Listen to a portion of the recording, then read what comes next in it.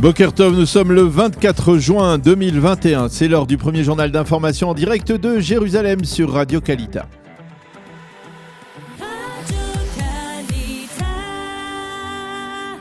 Et oui, nous avons le plaisir de retrouver Daniel Haïk à Jérusalem dans nos studios, les studios de Kalita. Et nous commençons ce journal par les derniers développements sanitaires en Israël. Bonjour Daniel. Bonjour Boker Tov, il a un appel plaisir partagé. Effectivement, nous allons commencer ce premier journal d'information avec une déclaration du professeur Nachman H, le fameux coordinateur de l'action du gouvernement dans la lutte contre la Covid-19. Le professeur H a tenu à se montrer rassurant hier. Le rebond actuel est sous contrôle. Il ne s'agit pas d'une nouvelle vague de propagation à l'échelon national. Au cours des 3 derniers jours, on a recensé plus de 100 nouveaux cas de malades positifs par jour. Quant à la directrice des services de santé publique, la docteure Sharon Alroy-Price, elle a affirmé que si cette tendance devait se prolonger pendant une semaine, alors l'obligation de porter des masques dans des lieux fermés serait réinstaurée en Israël. Elle a précisé que ces services préparaient actuellement une série de restrictions qui seraient appliquées graduellement si le besoin s'en faisait sentir. Et nous allons maintenant nous pencher sur cette mystérieuse attaque contre une usine de fabrication de centrifugeuses près de Téhéran. Oui, une attaque effectivement mystérieuse qui d'ores et déjà est imputée à Israël. Selon les informations dont on dispose, un drone aurait attaqué le site hier matin près de la ville de Karach, à l'ouest de la capitale iranienne. Mais l'on ne connaît pas encore l'ampleur des dégâts causés par cette attaque, si dégâts il y a. Selon l'agence en effet de presse iranienne, l'attaque aurait été déjouée et il n'y aurait pas eu de dégâts. Le New York Times a révélé que cette usine de centrifugeuse faisait partie des cibles possibles présentées par Israël à l'administration Trump au début de l'année dernière.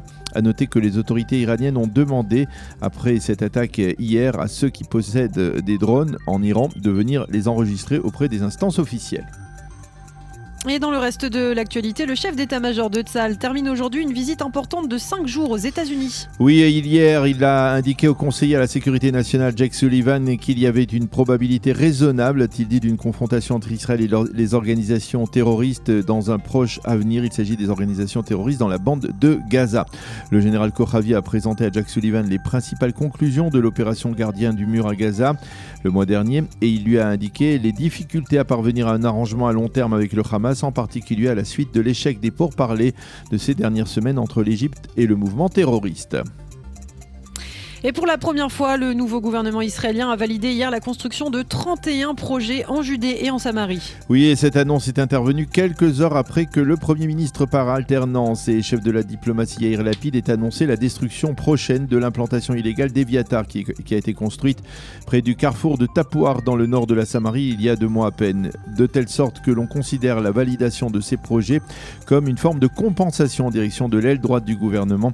Il faut préciser qu'il ne s'agit pas de la construction de nouveaux logements et encore moins d'une nouvelle implantation, comme certains l'ont affirmé, mais de projets publics comme des synagogues, des écoles et même un centre commercial.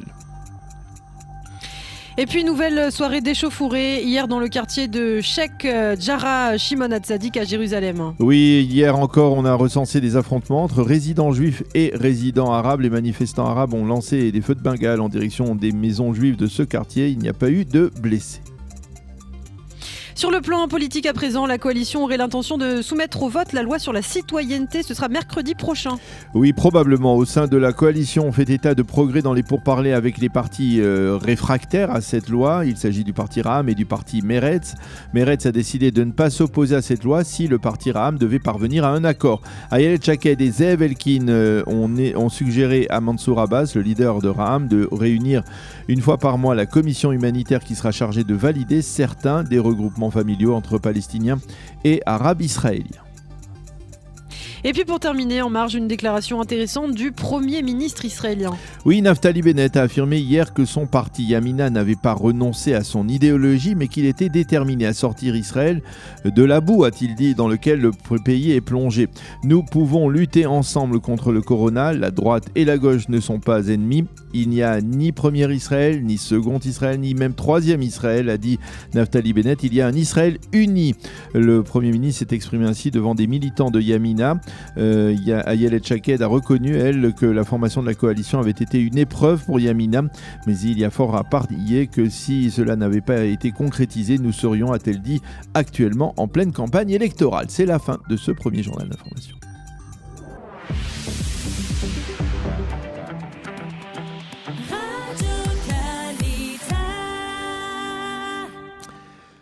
Une rapide page météo maintenant. Le temps sera toujours chaud et ensoleillé comme ici en une telle période au début de cet été. Les températures prévues aujourd'hui 29 degrés à Jérusalem et à Tel Aviv et 39 degrés à Eilat.